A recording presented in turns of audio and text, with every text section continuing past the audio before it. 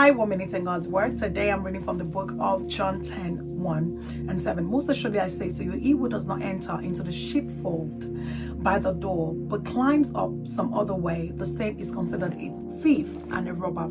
And Jesus goes on to say in verse 7 that, surely I say to you, I am the door to the sheepfold. It is basically saying that I'm the one that leads men to the living God.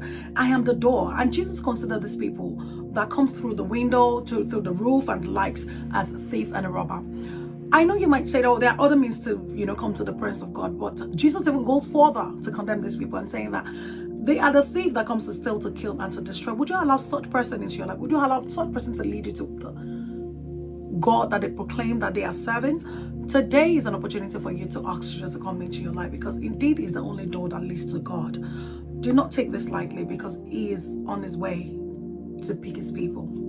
God bless you and have a wonderful